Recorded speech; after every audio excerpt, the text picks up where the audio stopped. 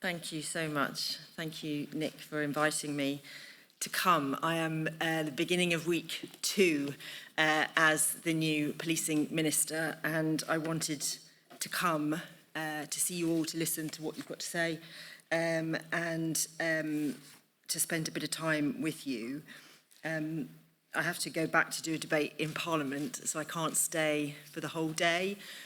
But this is the start of a relationship, and I hope you'll forgive me for not spending more time here. I was the shadow policing minister for 3 years. Paul Fotheringham, I think, was in charge here then, and we had a really good relationship. We would meet regularly. It was during the COVID period where the sort of partnership working between the supers and the Fed and the MPCC was really instrumental in making sure that policing during that very difficult time was done with as much clarity and certainty and leadership as was possible in what was a very changing environment.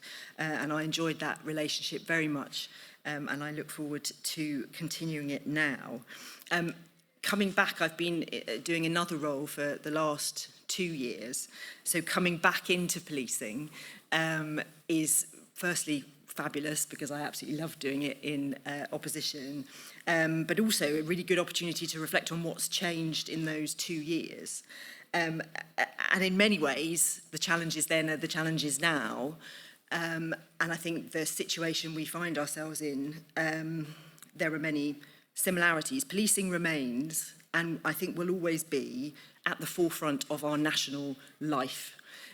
2 weekends ago in London, big protest, Palestine action, hundreds of arrests that the police were having to make. Last weekend, 100,000 people marching on the streets, mostly very safely, but some of our officers were injured, and you know, the perpetrators will face the full force of the law, but our officers were there, responding, going into bat for us, to protect that freedom that we want and enjoy. And of course, tomorrow we have the President of the United States coming to this country, and who will be there making sure he is safe and everything goes smoothly, using all the best expertise that we have, all the new technology that we have to make sure that visit is as smoothly as possible. Policing will always be at the heart of our national life.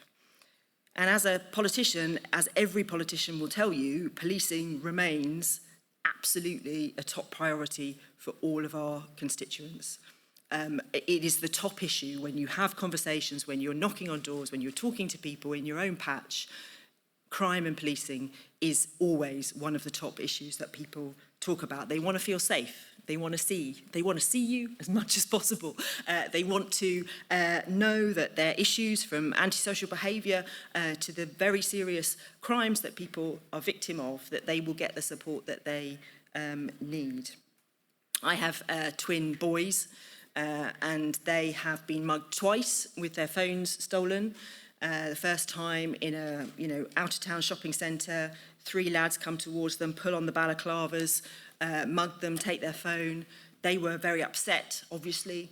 The police were called, the police were lovely, gave them the support that they needed, and followed up and are taking forward action in terms of, we know who the lads were. Crime impacts everybody. I mean, the upset we feel as parents when our children are victims of crime. And that will always be the case. What you do will always be at the heart of people's lives. And I think that the third thing that hasn't changed and that will always remain is that you make huge sacrifices. We've heard many of them already. In Croydon, where I represent, Sergeant Matt Ratana lost his life, as you will all know, right at the end of his policing career. He was 6 weeks away from leaving, and he made the ultimate sacrifice. And his community misses him, as well as his family and, of course, the force. But the bravery that you show, the sacrifices you make, we recognise that and we appreciate that, and we will not stop being grateful to you for everything that you do. I hope you have a clear sense of the priorities of this government and the things that we want to work with you on.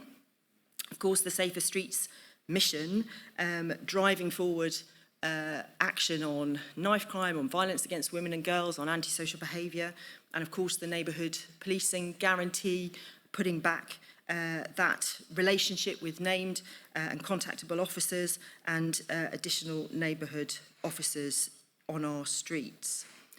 We also want to make sure that you have the support that you need, but we also have the standards that everybody expects.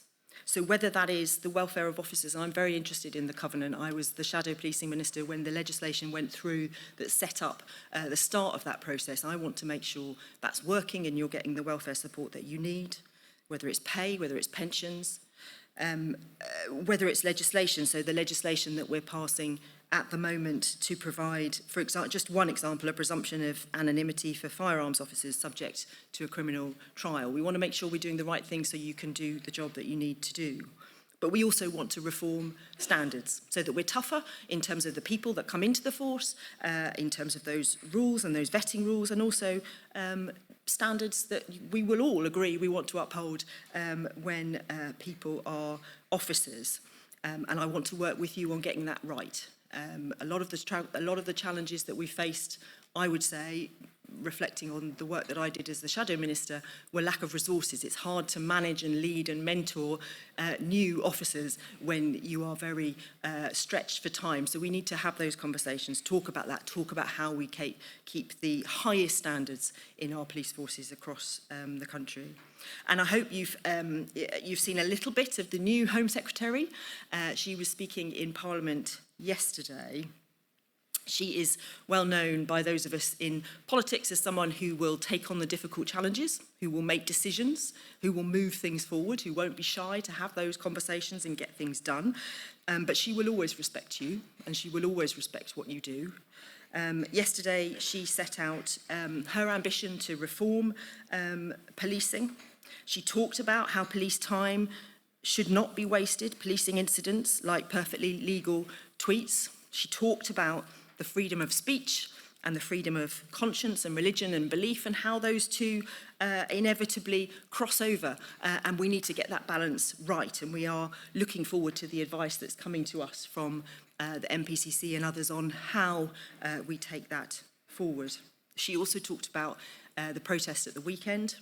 And she talked about, I think very powerfully, about how the St George's Cross and the Union Jack belong to us all. They're symbols of unity, a kingdom, a united kingdom, and must never be used to divide us. And I think she spoke very powerfully and will always, I think, give you her support in those difficult moments when you are making difficult decisions. I look across the policing landscape today and the huge challenges that are inevitably there, and I don't shy away from them at all. Funding, of course. Confidence from the public, of course. And the changing nature of crime that we all know too well, the kind of very complex, difficult, intensive investigations that you have to do, fraud and the online space, and the challenges with people's expectations and the rising demand. And I'm acutely aware of my responsibility as policing minister, and that I need to work with you to tackle these challenges. I don't want to be a minister who plays a game of whack-a-mole with different crimes. Oh, I'm interested in this crime. Can we all go over here and tackle this one? Oh, no, I'm interested in this one. Can we all? That doesn't work, and I don't want to be that minister.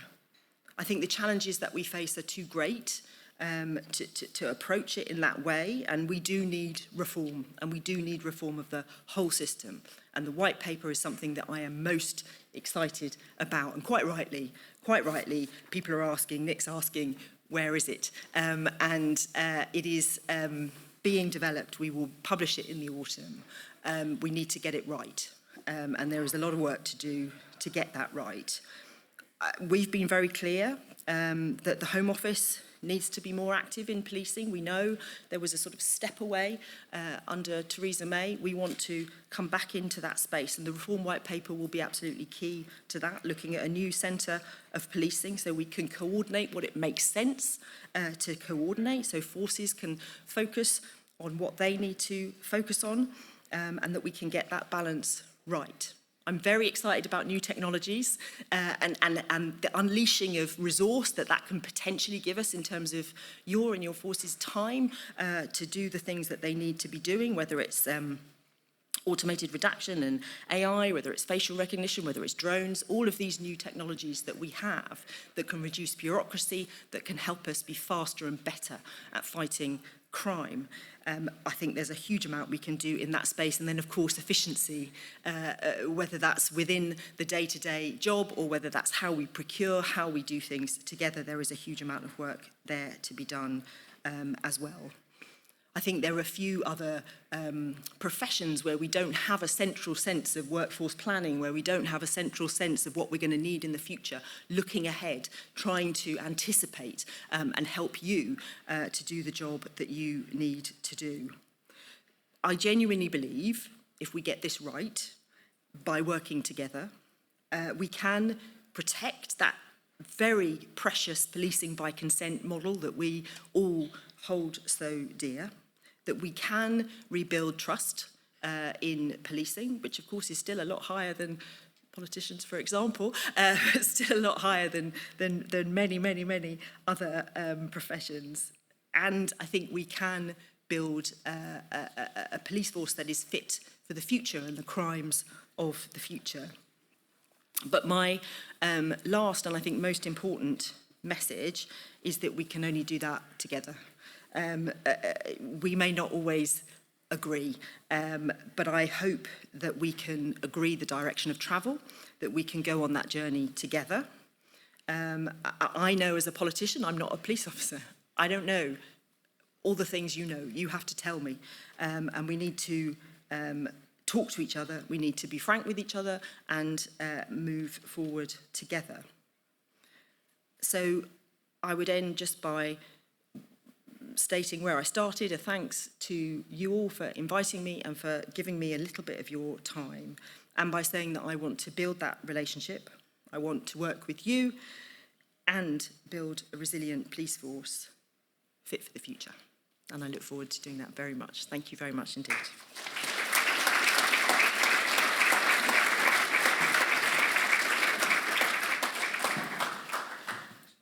Thank you very much, Sarah Jones. And as she mentioned, she's got to go and speak in the House, so unfortunately not staying for questions this time, but she did tell me earlier that she would next year stay for questions. Okay, good, and I got a thumbs up for that.